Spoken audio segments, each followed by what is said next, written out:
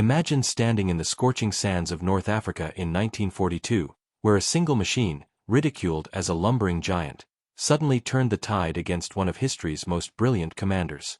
This wasn't a sleek predator of the battlefield. It was an oddity, a towering behemoth that every ally and enemy alike dismissed as a relic from a bygone era. Yet, in a desperate clash amid the dunes, it delivered a blow that shattered the invincibility of Erwin Rommel's Afrika Korps, proving that ingenuity born from necessity could rewrite the rules of war.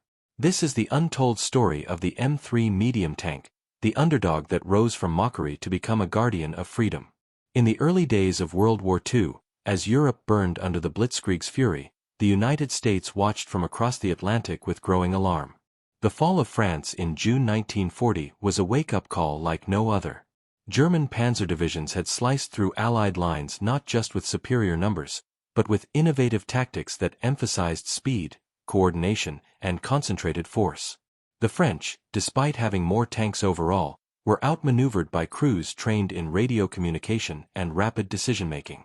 American observers pored over reports and film footage, realizing that their own armored forces were woefully outdated. With only about 400 tanks in inventory, mostly light M2 models equipped with mere machine guns or puny 37mm cannons, the U.S. Army faced a stark reality. If war came, their troops would be lambs to the slaughter against battle-hardened German armor. The solution seemed straightforward: develop a medium tank armed with a 75mm gun. This caliber wasn't chosen arbitrarily. It offered versatility that smaller weapons lacked. A 75mm could hurl armor-piercing shells to dismantle enemy tanks at distance, while also lobbing high-explosive rounds to pulverize bunkers, anti-tank positions, and troop concentrations. In contrast, the British 2-pounder, 40mm, gun, standard on many Allied tanks, excelled only at anti-armor rolls but faltered against softer targets due to its ineffective high-explosive ammunition. This dual-purpose capability made the 75mm a game-changer, allowing a single vehicle to adapt seamlessly between offensive punches and infantry support. However, America's industrial might, while immense, wasn't instantaneous. Forging a turret large enough to house such a gun required a ring over 60 inches in diameter to absorb the massive recoil forces. In 1940, U.S. foundries lacked the precision casting and machining expertise for this scale.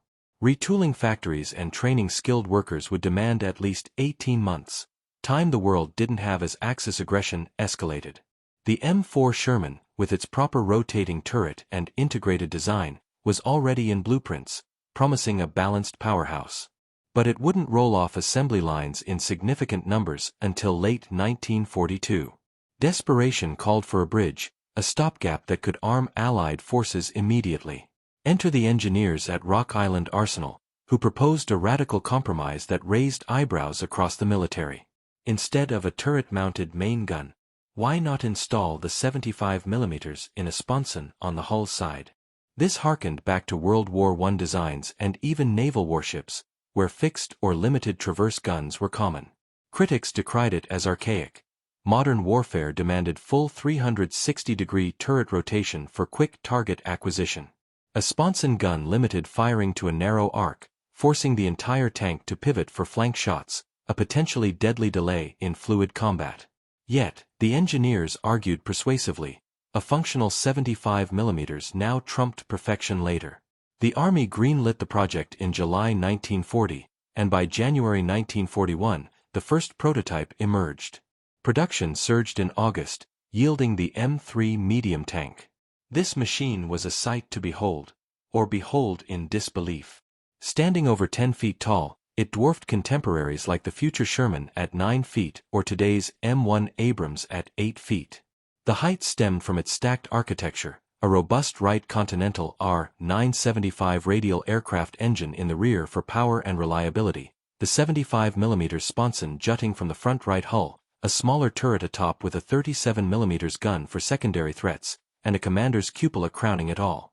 It resembled a multi-level fortress on tracks, earning nicknames like the Iron Cathedral from Americans, the three-story disaster from the British, and a coffin for 7 brothers from the Soviets due to its cramped interior housing a crew of 7.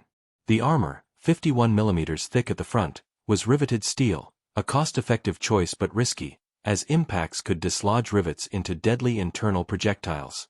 American tankers eyed the M3 with trepidation. Its elevation made it a beacon on open terrain, vulnerable to long-range fire. The sponson setup demanded precise hull alignment, complicating maneuvers. Yet, between August 1941 and December 1942, factories churned out 6,258 units, a testament to U.S. manufacturing prowess. These tanks weren't destined for U.S. forces alone. Under Lend-Lease, many shipped to beleaguered allies, including the British 8th Army in North Africa, where the Desert War raged fiercely. For 18 months, the British had endured a seesaw struggle against Rommel, the Desert Fox. Arriving in February 1941 to bolster Italian forces, he swiftly transformed a defensive mission into offensive triumphs, driving the Allies back to Egypt's borders. Operation Crusader in November 1941 aimed to reverse this, pitting over 700 British tanks against Rommel's 560. The battle was chaotic. British charges into German anti-tank screens, Panzers sniping from afar. The Allies reclaimed territory but at a horrific cost, over 500 tanks lost versus Rommel's 300. The core issue: firepower disparity. British Crusaders and Stuarts wielded 2-pounder guns that barely dented upgraded Panzer III and IV armor at range, while lacking high-explosive shells for anti-infantry work. German 50mm and 75mm guns, conversely, shredded British hulls with ease. This imbalance bred despair among crews, who closed to perilously near distances only to see shells ricochet harmlessly. By early 1942, morale teetered as Rommel rebuilt his forces. Then, in January, the first M3S, dubbed Grants by the British after Ulysses S. Grant, with modifications like a lowered turret for better radio placement, docked in Egypt. Initial reactions were skeptical. The height screamed, "Target." But inspections revealed the 75mm's potential. Test firings astonished. Armor-piercing rounds pierced simulated panzer plates at 1,000 meters. High-explosive blasts demolished mock positions from even farther. After endless frustration, British tankers held a weapon that could dominate. Assigned 167 Grants to the 4th Armored Brigade, commanders braced for Rommel's next move along the Gazala line in Libya. Rommel, with 560 tanks facing 850 Allied ones, launched Operation Venezia on May 26, 1942, flanking south. German scouts reported the odd American arrivals but scoffed at their antiquated design. The morning of May 27 brought reality crashing down.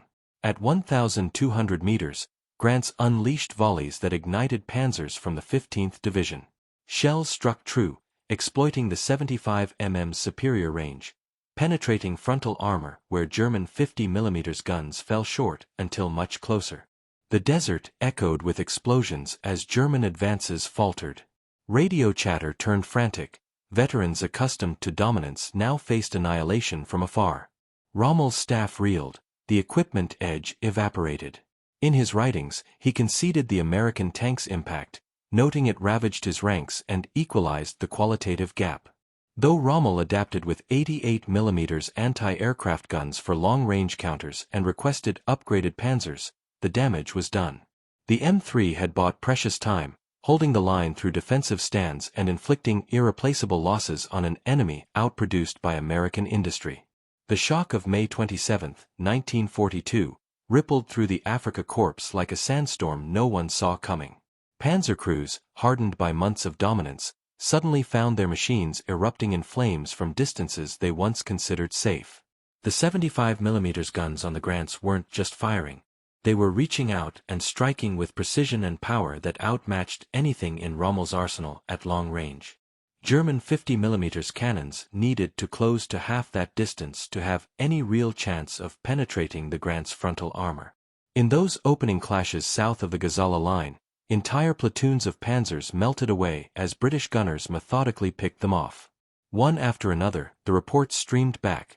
Targets engaged at 1,200 meters, shells penetrating cleanly, fires blooming across the desert floor.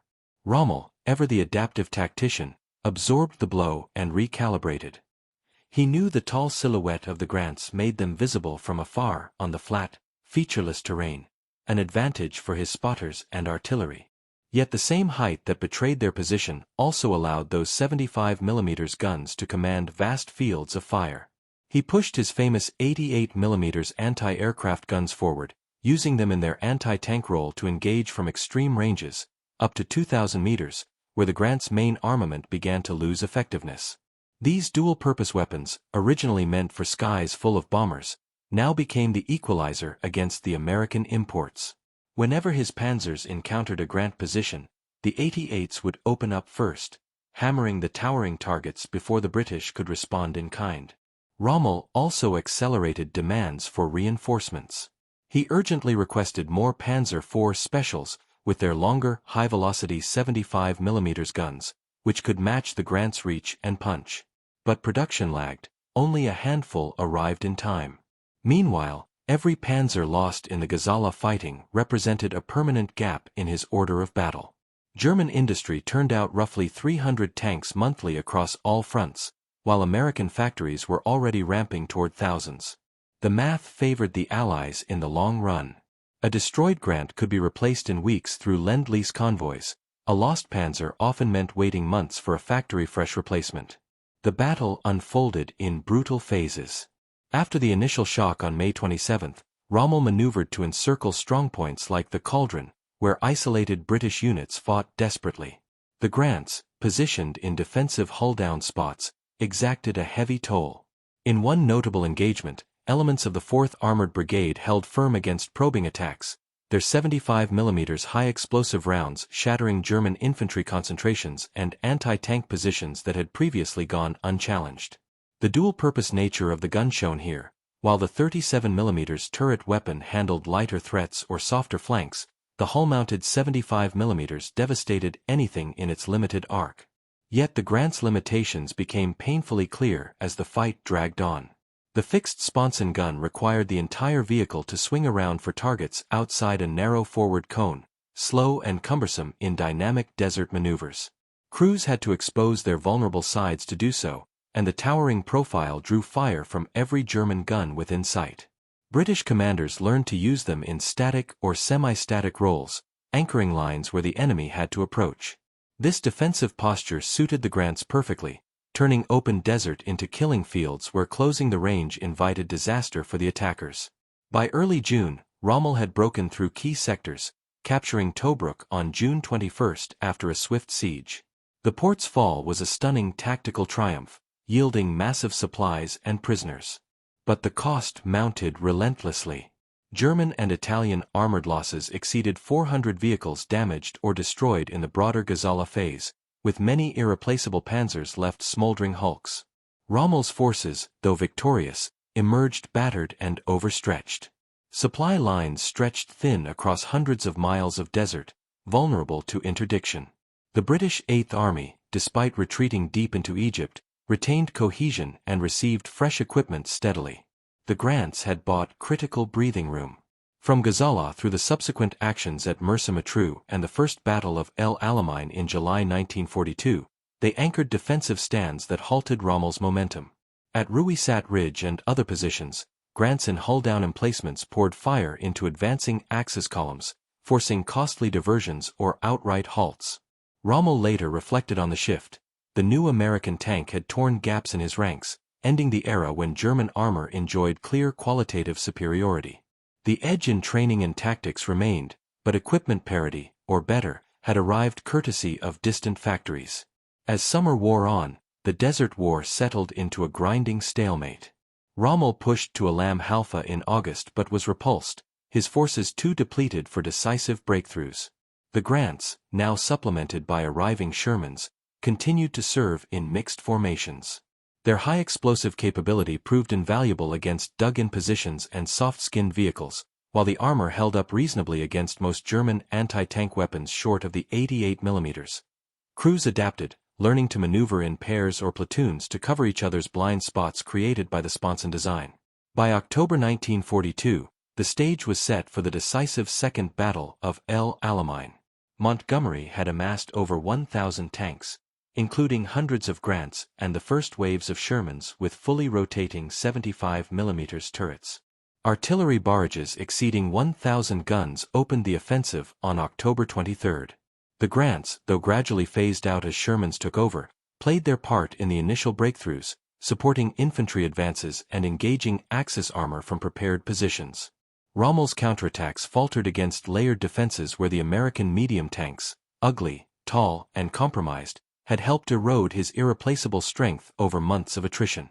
In the end, the M3's service in North Africa lasted roughly 6 intense months before superior designs eclipsed it. Yet during that window, it achieved what no prior British tank could. It forced Rommel to fight on terms less favorable to his style of mobile warfare. The splendid target had become a formidable obstacle, bleeding the Afrika Korps in ways that production could not quickly mend. American industry, delivering when perfection was still on the drawing board, had tipped the scales just enough for the Allies to hold, regroup, and eventually push back. The mocked giant had fulfilled its urgent purpose, existing when nothing better was ready, and in doing so, helped preserve the path to victory in the desert. The Second Battle of El Alamein in October 1942 marked the beginning of the end for the M3 medium tank's starring role in North Africa, yet its contributions during those final months remained decisive. Montgomery's 8th Army had learned hard lessons from earlier defeats. They positioned their armor thoughtfully, using the Grants not as mobile spearheads but as anchors in layered defenses. Where the desert offered even slight rises or depressions, Grants went hull down, exposing only their turrets and the tops of their hulls while keeping the vulnerable 75mm sponson protected. From these positions, their guns dominated approaches for thousands of meters. On the night of October 23, a massive artillery barrage, over 1,000 guns firing in concert, shattered Axis forward positions. When the infantry advanced under cover of darkness, the Grants followed in support. Their high-explosive shells demolished machine gun nests, wire entanglements, and dug-in anti-tank guns that had previously stalled British attacks. The 75mm's versatility allowed crews to switch ammunition types rapidly, blasting infantry one moment and engaging Panzers the next. The smaller 37mm turret gun handled lighter vehicles or infantry at close range, freeing the main armament for heavier threats. Rommel, returning from sick leave just as the battle intensified, threw everything into counterattacks. His remaining Panzer IIIs and IVs, now supplemented by a trickle of longer-gunned Panzer IV specials, tried to smash through British lines. But the Grants, entrenched and supported by minefields and anti-tank ditches, refused to yield easily. In the brutal slog around Kidney Ridge and the Tel El Isa salient, Grant crews held firm. German armor attempting to close found itself exposed to overlapping fields of fire. Each attempt to penetrate cost Rommel precious tanks and experienced crews he could no longer replace at the same rate. The arrival of M4 Shermans in growing numbers began to shift the balance further. The Sherman offered everything the Grant lacked: a fully rotating turret for 360-degree engagement, a lower silhouette that made it harder to spot, and the same reliable 75mm gun now mounted properly. British tankers transitioning to Shermans often remarked how much easier it was to fight fluidly. Yet the Grants did not disappear overnight. Mixed formations kept them in the line through November, where their raw firepower continued to punish Axis probes. In defensive stands, a single Grant could hold a sector that would have required multiple lighter tanks. By mid-November, the Axis retreat had begun in earnest. Rommel's forces, bled white by attrition, abandoned positions they had fought so hard to capture earlier in the year. The pursuit stretched across the desert, through Cyrenaica and into Tripolitania. Surviving Grants rolled forward with the advancing 8th Army, providing mobile artillery support against rearguard actions. Their high-explosive rounds proved especially useful against fortified villages, supply dumps, and delaying positions where precision wasn't required but volume of fire was. The M3's North African campaign effectively ended by early 1943. As more Shermans flooded in and American forces began their own operations in Tunisia, the Grants were gradually withdrawn from frontline service with Commonwealth units. Many were repurposed for training, secondary fronts, or converted into recovery vehicles and command posts. A few soldiered on in the Pacific with U.S. Marine units or in Burma, but their desert days, the crucible that defined their legacy, were over. Looking back, the M3 medium tank achieved something remarkable in its brief, intense service life. It arrived at the precise moment when the British desperately needed a weapon capable of matching German armor at range and supporting infantry against fortified positions. For 18 months prior, Allied tank crews had operated under a crippling disadvantage. Guns too small, ammunition too specialized, ranges too short. The Grant erased that gap almost overnight. Its 75 mm could kill Panzers from distances where German guns struggled to reply, and its high-explosive shells restored confidence to men who had spent too long feeling helpless. Rommel himself acknowledged the shift. In his papers and post-war reflections, he described how the appearance of these American machines disrupted his calculations. The qualitative superiority German armor had enjoyed since 1940 evaporated in weeks. While his tactical brilliance and the 88 mm gun allowed him to win Gazala and capture Tobruk, the underlying arithmetic had changed. Every tank he lost became harder to replace, while Allied losses were replenished faster than ever before. American production capacity, delivering thousands of armored vehicles monthly, turned the Desert War into one of attrition that the Axis could not win. The M3 was never meant to be elegant or ideal. Its height made it conspicuous, its sponson gun awkward, its riveted armor hazardous to the crew inside. American designers knew these flaws intimately before the first rivet was driven. They built it anyway because the alternative, leaving Allies to face Panzers with machine guns and popguns, was unthinkable. The compromise succeeded because it existed when perfection was still months away. Surviving examples today stand quietly in museums, often overshadowed by the sleeker Shermans, Panthers, and Tigers nearby. Visitors pass by the tall, boxy silhouette and sometimes smile at its odd proportions. They rarely pause to consider the desperate ingenuity behind it: an aircraft engine crammed into a hull, a naval-style gun shoehorned forward, 7 men squeezed into a steel box to bring firepower where none existed before. Yet that awkward giant did exactly what it was asked to do. It stopped Rommel when stopping him mattered most. It gave British crews a fighting chance after months of despair. It bought time for better machines to arrive and for industrial might to overwhelm the enemy. In the end, the tank everyone mocked became one of the quiet heroes of the North African campaign, not because it was beautiful or flawless, but because it was there, armed, and ready when the need was greatest. The Iron Cathedral, the 3-story disaster, the coffin for 7 brothers, it carried the weight of necessity and turned mockery into grudging respect, helping pave the road from El Alamein to eventual victory.